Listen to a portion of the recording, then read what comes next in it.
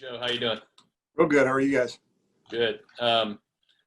So I'll get the obvious one out of the way.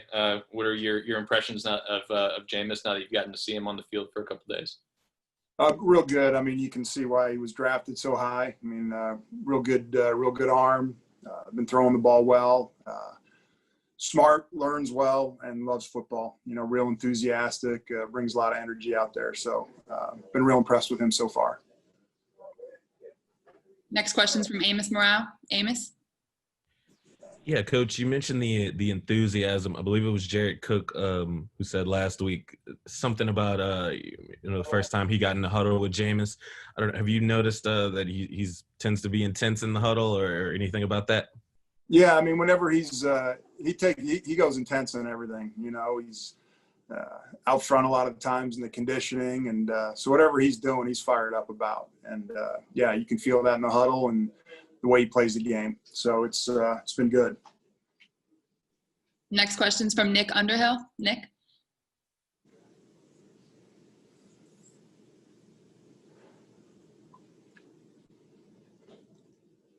Nick, I think you might be muted. So during these practices, when the defense is getting a lot of pressure and the quarterbacks are hurting, that, like, how does that change the way you evaluate the way these practices are going?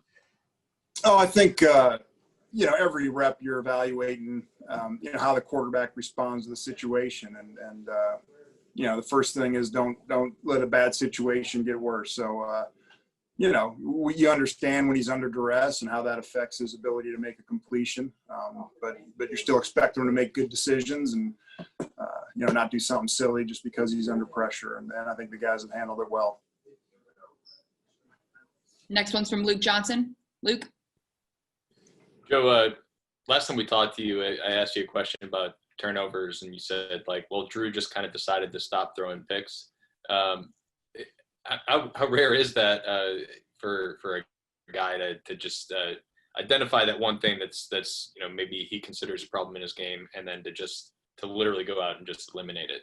I feel like other guys may want to be able to say they can do that, but yeah, I mean, there's obviously a lot more than just saying the words. I mean, there's a lot of work that goes into it. And I was probably a little flippant with that comment, but, it's just understanding the situations you're in, understanding when you got to take a risk and when it's time to check that ball down. And, a lot of that is game awareness, situational awareness, understanding how the defense is playing, the score of the game, time left in the game, throw that you might make in the fourth quarter, down by 5 with time running out. It might be a throw that you wouldn't make in the first quarter, or if you're up by a couple scores. So understanding, what we call the game script, like where are we in this game?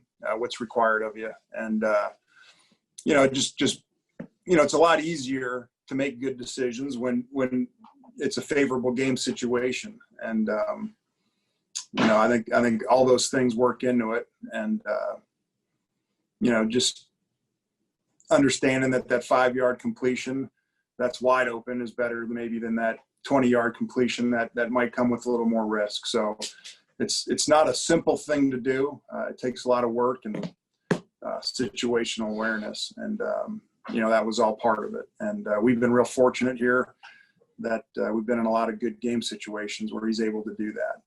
There are times maybe where, you're fighting from behind, and a lot of times those interceptions come because you're trying to make something happen in the game. And so it's obviously a big part of our success the last 3 years has been cutting down on those things. And, we certainly plan to continue that. Next one's from Amos Morale. Amos? Yeah, with regards to Taysom Hill, have you seen him, take any more strides? I know we always see talk about the physical attributes, but you seen him take any more strides as a quarterback, with the limited practices you've had to work with him? Yeah, I mean, you see him, he's more comfortable. His timing just continues to get better. So you feel that confidence, his understanding of the offense. Like you said, it's still pretty early, as far as full speed reps, but he continues to make those strides, make good throws, throw the ball on time, and throw it accurately. So it's been very encouraging. Next question's from Nick Underhill. Nick? Joe, with how good you guys are on some of that short stuff, and especially the Mike Thomas catching 90% of the passes thrown to him, is some of that almost like a extension of the running game, just because you can almost count on controlling the ball and keep the clock running because you're hitting that stuff so often? Yeah, I mean, it's a very, confidence boosting thing when, not just throwing to Mike, but, it seems like every year Drew's pushing that completion record. And when you know that every time he lifts his arm that, we're completing 70% of the passes, 72% of the passes.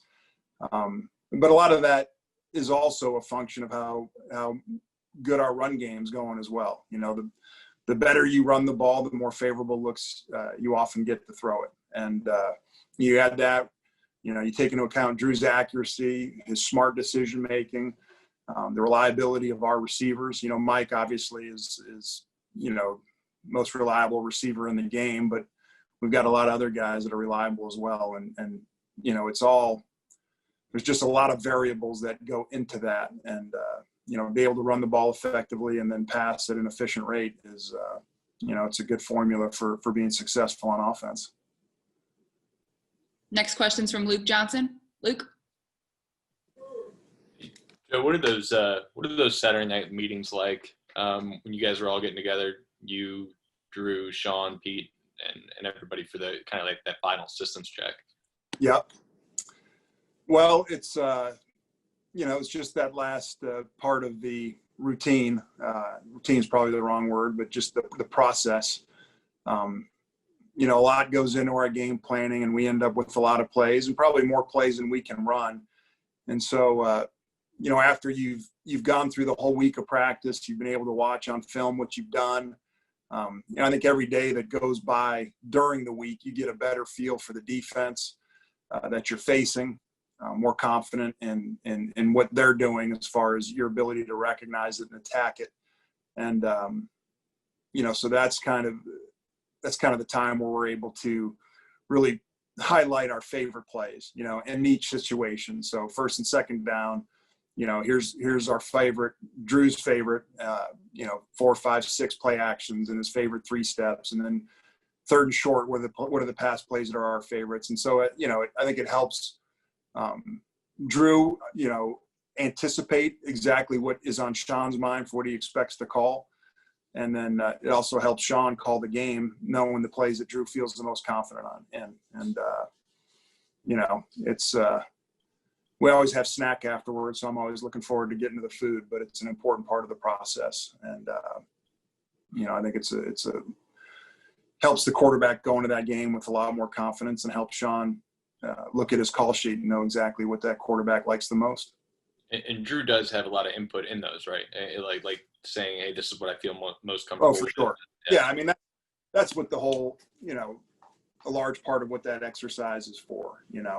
I think, what I like or what Pete likes or what Sean likes is certainly part of it. But when a quarterback feels confident in a play, that makes a big difference. So yeah, I mean he's. What he likes is a huge part of it. Next question's from Nick Underhill. Nick? Joe, how much time would a quarterback and a center need to get on the same page and get comfortable? I mean, it's a process. I mean, to get on the same page, mostly it's a couple days, but every day we spend 10 minutes working center quarterback exchange and just getting the cadence right. Probably the most challenging thing is just getting all the quarterbacks very consistent in the way they call that cadence. And each quarterback might communicate a little bit different or different speeds as far as, who the mic ID is or how we're setting the protection. And, so that's an important period just to, those guys to hear Drew, how he does it, and then try to get as close to his cadence and his way of communicating as possible so that, if Taysom's in there, when he's at quarterback and he might be calling the cadence, we want the center to know that it's going to be the same every time. And so, if it was just one quarterback, it would be a lot easier, but getting them all on the same page, that takes a little more time. Is that hard to get all the quarterbacks doing it the same exact way? I think, when we're on the line, as we call it, doing center quarterback exchange, it's it's a little simpler because there's no defense. But as the quarterback's watching the defense and trying to communicate how we're blocking a run play or how we're setting a protection, that takes a little bit more experience and a little bit more comfort level. And so as they get used to it and they're operating quicker, it's easier for them to get that cadence exactly like the offensive line and everyone else is expecting it to sound. Now, is that a significant part of, like, if Drew were to go down, like the guy coming in would have to know how to do that so that everything runs as planned? Yeah. And I mean, that's a lot of what training camp is for and the off season is for is, everyone just hearing those quarterbacks and the quarterbacks understanding, hey, you were a little late calling that cadence. And that's why the left tackle jumped a little early. He thought that ball was getting snapped. So yeah, it's very important. All right, that should finish it. Thank you, Coach. We appreciate it. Sure thing. Thanks, guys.